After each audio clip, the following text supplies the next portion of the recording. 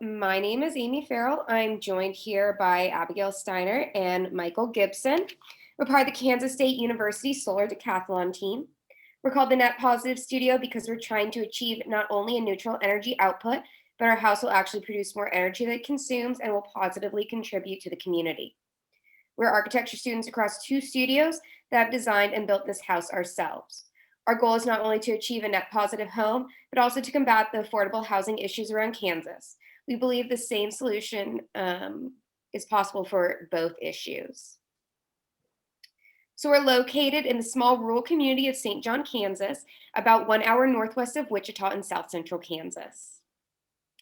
We have a video here that we'd like to share that better encapsulates our design and mission.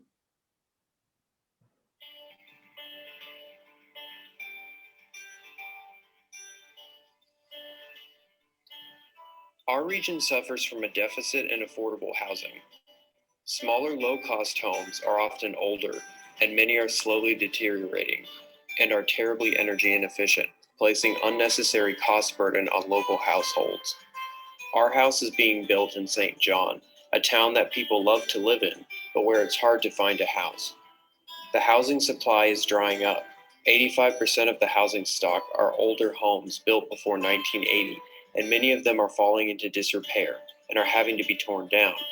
In fact, the community of St. John loses 12 homes a year to decay, squeezing residents into a smaller and smaller housing pool.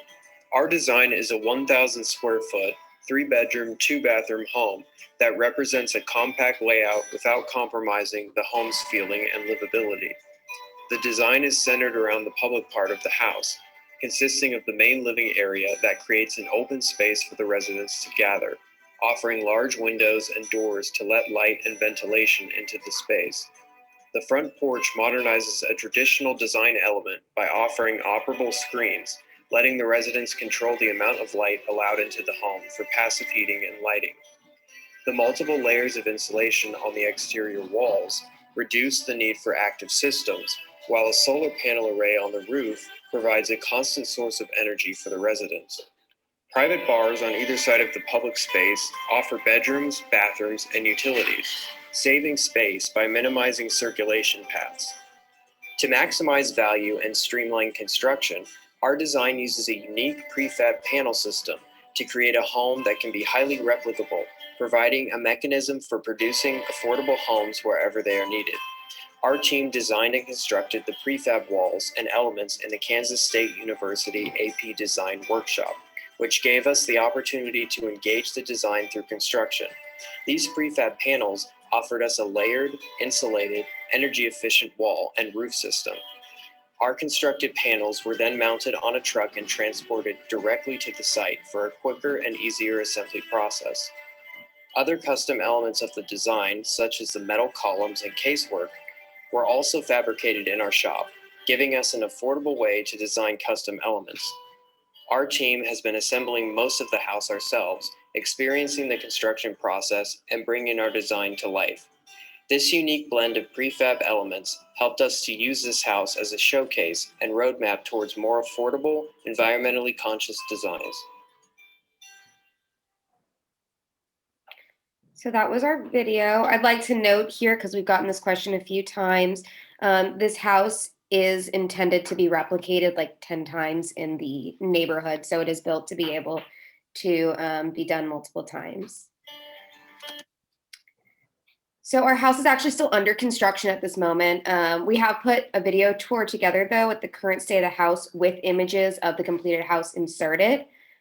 We encourage questions, but if you feel it's moving too fast, feel free to ask them after the tour. So first, we're looking at the front of the house here. It's located on the corner of North Broadway Street and East 8th Avenue. The front of the house is positioned facing the south, and here is the current state. From here, we're going to swing through the porch. It has metal cladding and offers shading with the roof overhang and has operable sunscreens. It offers a shaded entrance from both the street and the driveway and creates a transition space from the exterior to the interior, offering some protection. The living room that you see here offers an open plan, which includes the living room, dining room, and kitchen. The open plan allows rooms to merge and borrow space from each other to accommodate residents' needs. The social space allows friends and family to gather here, and the central location saves square footage by limiting hallways. It has built-in wall cabinetry that optimizes storage space along the walls while maintaining an open living area. The high vaulted ceilings make the space feel larger and brighter and helps temper overheating in the summer, helping to expand the use of natural ventilation. The finished concrete floor offers clean, modern finish and allows for thermal mass to store heat in the winter and resist overheating in the summer and is easily maintained.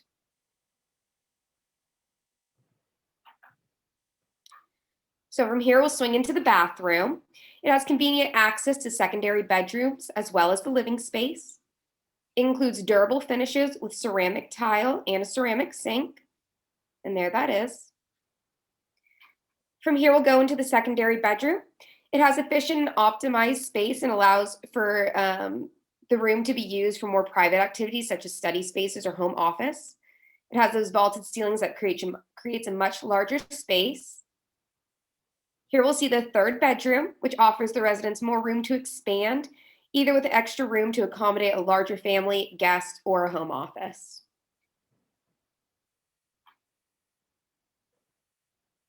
Next, let's see the kitchen. It has an efficient open L-shaped layout and movable island with views to the backyard over the sink. It includes stainless steel Energy Star appliances and has recycled solid surface counters that offer a sleek and modern appearance. From here, we'll see the dining room. It's located near the back door for easy access to the patio and backyard and offers views to the backyard while dining, so it lets natural light come in. Its efficient built-in storage minimizes the need for dining room furniture, such as china cabinets and buffets, and saves space. And we'll see a final render of the living room here. And on the opposite end of the living room, we'll see the primary bedroom. Its separate and private location at the other end of the house offers a more private feeling and has its own private bathroom, has an efficient use of space and those vaulted ceilings. We'll see the primary bathroom here with a walk-in shower and a window for added ventilation. Nearby is also the laundry room with Energy Star washer and dryer. It's located off that hallway.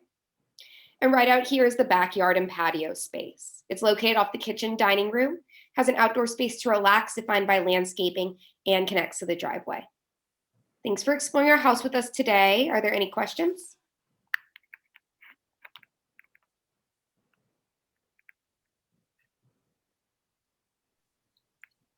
So I have a question for you guys. Obviously, Kansas, you think of weather patterns, right? So how does this house work in the like extreme weather conditions or dealing with the elements such as possibly, a tornado or something like that? Does it address those kind of concerns too? So as far as like heating and colder temperatures, we have tried to accommodate that with our passive building solutions as much as possible. I need someone else to speak on it as far as like tornadoes and things like Well, that. just in the structural sense, right? I mean, a lot of times you can get specific on that. So we used engineered connectors for the whole house. So one of the the students all have their own like expertise here. So there's a structural team that could probably get into more detail with this. But there's a continuous load path down to the foundation all around the house.